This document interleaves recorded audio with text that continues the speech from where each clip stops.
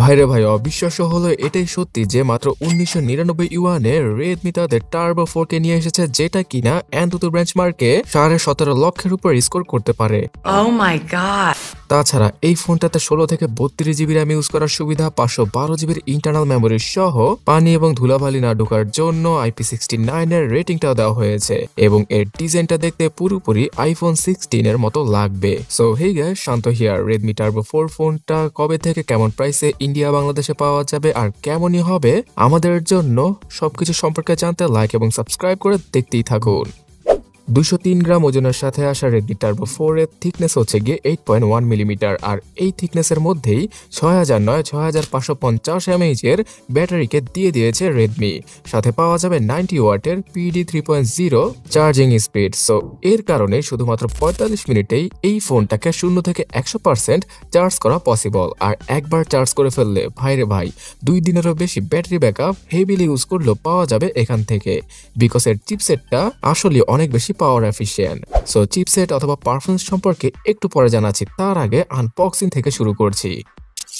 Turbo 4 ফোনটাকে unbox করলেই সাথে পাওয়া যাবে বেশ কিছু কাগজপত্র, একটা টিপু কেস সহ 90 ওয়াটের charging brick, USB Type-C data cable যেটা কিনা USB 2.0 কে সাপোর্ট করে, আর সিম ইজেক্টর টুল তো থাকছেই। Xiaomi এই ফোনটার সাথে 4 বছরের ব্যাটারি ওয়ারেন্টিকেও দিয়ে দিচ্ছে চাইনিজ মার্কেটে। তাছাড়া IP68, 69 এর মতো রেটিংটাও নিয়ে নিয়েছে Xiaomi। সো এর কারণেই 2 মিটার পানির নিচে 30 মিনিট পর্যন্ত সার্ভাইভ করা যাবে এই ফোনটাকে নিয়ে, মানে ফোনের ভেতরে পানি ঢোকার সম্ভাবনা খুবই কম। পুরোপুরি প্লাস্টিক ফ্রেমের সাথে আসা রেডমি টার্বো 4 এর পেছনে রয়েছে কর্নিং গরিলা গ্লাসের প্রোটেকশন, আর সামনেও পাওয়া যাবে কর্নিং গরিলা গ্লাসের প্রোটেকশন। ফোনটার ডিজাইন পুরোপুরি আইফোন 16 থেকে নেওয়া হয়েছে, আর এই ডিজাইনটা অনেকেরই পছন্দ হচ্ছে।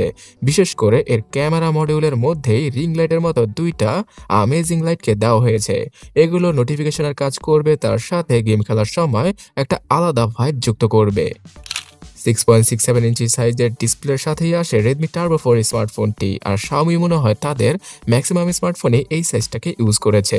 6.78 ইঞ্চি থাকলে আরো কিছুটা বেটার হতে পারত, বাট এই ডিসপ্লেটা এক কথায় বলতে গেলে স্যামসাং এর ফ্ল্যাগশিপ লেভেলের S সিরিজের ফোনগুলোকেও হার মানাতে পারবে, বিকজ এখানে যে অ্যামোলেড প্যানেলটা ইউজ করা হয়েছে সেখানে HDR Vivid এর সাপোর্ট রয়েছে। সো কালারগুলো অনেক বেশি পাঞ্চি পাওয়া যাবে। তাছাড়া সর্বোচ্চ 3200 নিটসের পিক ব্রাইটনেস আর 120 হার্জের রিফ্রেশ রেটের সাথে আসা এই ডিসপ্লেটিতে ডলবি ভিশনের সাপোর্ট, HDR10+ এর সাপোর্ট সহ অলওয়েজ অন ডিসপ্লের সাপোর্ট পাওয়া যাবে। 1.5K রেজলিউশন থাকায় একদম ক্রিস্পি আর শার্প লাগবে এই ডিসপ্লেটি, মানে এক কথায় বলতে গেলে কন্টেন্ট দেখে একদমই হতাশ হবে না যে কেউ। 446 ppi ডেন্সিটির কারণে এই ডিসপ্লেটা এত বেশি ক্রিস্পি। তার সাথে গাইস এখানে সর্বোচ্চ 1400 নিটসের হাই ব্রাইটনেস মোডটা রয়েছে, যেটা কিনা রোদের আলোতে আপনাদের অনেক বেশি সহায়তা করবে, মানে তীক্ষ্ণ রোদের আলোতেও এই ডিসপ্লেটা খুব ভালোভাবে ভিজিবল হবে। Out of the box HyperOS 2.0 এবং অ্যান্ড্রয়েড 15 এর সাথে আসা এই ডিভাইসটি আগামী 3 বছরের মেজর অ্যান্ড্রয়েড আপডেট পাবে, আর আগামী 4-5 বছরের সিকিউরিটি প্যাচের আপডেটও দিয়ে দেবে Xiaomi, মানে অ্যান্ড্রয়েড 16, 17 অথবা 18 পর্যন্ত আপডেট পেয়ে যাবে টার্বো 4। এবার HyperOS 2.0 তে পুরোপুরি আইফোনের অ্যানিমেশনকে যুক্ত করা হয়েছে, তার পাশাপাশি এর কন্ট্রোল সেন্টার সহ AI রিলেটেড বেশ কিছু কাজগুলোকে ইমপ্লিমেন্ট করা হয়েছে।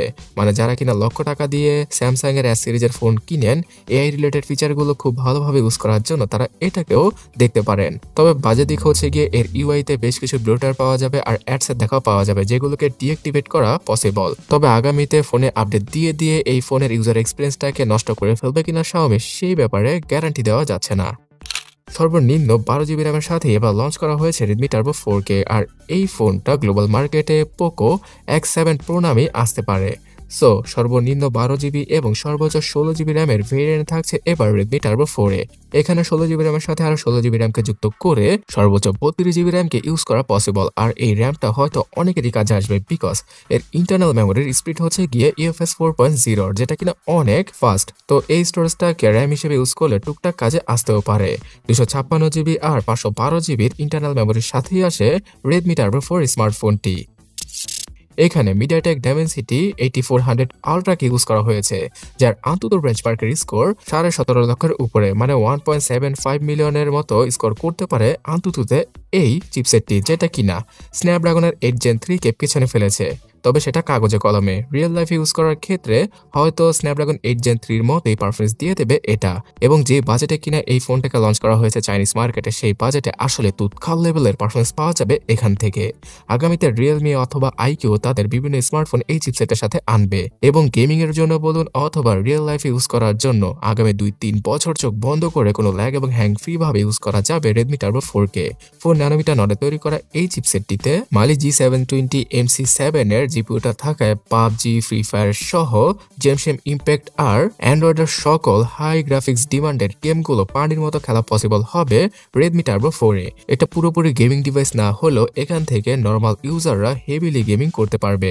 আর যে কোনো সফটওয়্যার ইজিলি পানির মতো ইউজ করার ক্ষেত্রে এই ফোনটা পারফেক্ট। যারা কিনা ভিডিও এডিটিং করে থাকেন তারা 2K রেজলিউশনের ভিডিও ইজিলি এডিট আর রেন্ডার করতে পারবেন খুব কম সময় এই ডিভাইসটা দ্বারা।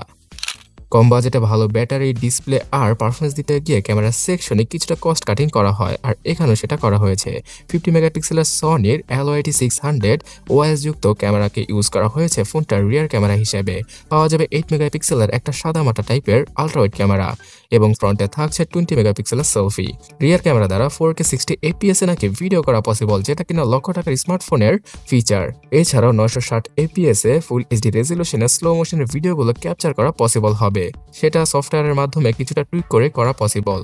তো স্টেবল ভিডিও শুট করা এবং স্লো মোশনের সর্বোচ্চ সুবিধা নিয়ে আসে Redmi Turbo 4। এখানে 20 মেগাপিক্সেলের সেলফির কোয়ালিটিও বাজেট অনুযায়ী মোটামুটি ভালোই বলা চলে, তবে সেলফিতে 4K রেজলিউশনের ভিডিও রেকর্ডিং এর অপশনটা দিলে আরো কিছুটা বেটার হতে পারত। ক্যামেরা অথবা অ্যালবাম অ্যাপের মধ্যে বেশ কিছু AI related feature, magic eraser আর ম্যাজিক স্কাই চেঞ্জ করার অপশনও থাকছে।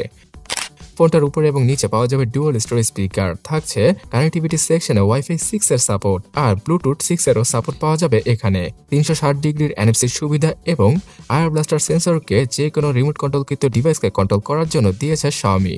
তবে এই ফোনটার মধ্যে কোনো FM রেডিওর সাপোর্ট থাকছে না আর 3.5mm হেডফোন জ্যাকের গর্তকে আমরা মিস করব। So gas, under display fingerprint scanner সহ সফটওয়্যার রিলেটেড ফেস আনলকের সুবিধা থাকছে সিকিউরিটি সেকশনে। পাওয়া যাবে জাইরো সহ কম্পাস আর প্রয়োজনীয় সব ধরনের সেন্সর। তো যারা কিনা গেমার রয়েছেন তাদের এই জিনিসগুলো অনেক বেশি কাজে আসবে। চাইনিজ মার্কেটে বর্তমানে 1999 ইউয়ানে লঞ্চ করা হয়েছে এই ফোনটাকে। সো এটাকে ইন্ডিয়ান প্রাইসিং এ কনভার্ট করলে 23,000 রুপি আর বাংলাদেশি টাকায় 33,000 টাকার মতোই পড়ে। সো অন্যান্য সকল ভেরিয়েন্টের প্রাইস আপনারা স্ক্রিনে দেখতেই পারছেন। আশা করা যাচ্ছে বাংলাদেশের মার্কেটে 35,000 টাকার আশেপাশেই শুরু হয়ে যাবে এই ফোনটার বেস ভেরিয়েন্টের প্রাইস। আর সর্বোচ্চ 16GB র্যামের ভেরিয়েন্টটা 40 থেকে 42,000 টাকা খরচ করে কিনতে হবে আমাদের প্রথম। এবং ইন্ডিয়ান মার্কেটে পোকো X7 Pro নামে আসলে এই ফোনটা 30,000 রুপির আশেপাশেই পাওয়া যেতে পারে। সো উক্ত প্রাইসে সর্বোচ্চ তুৎকাল লেভেলের পারফরমেন্স, সবচেয়ে ভালো ডিসপ্লে আর 2 থেকে 3 দিন ফোন ইউজ করার জন্য সবচেয়ে বড় ব্যাটারি শুধুমাত্র এই Redmi Turbo 4 অথবা পোকো X7 Pro টাই অফার করছে।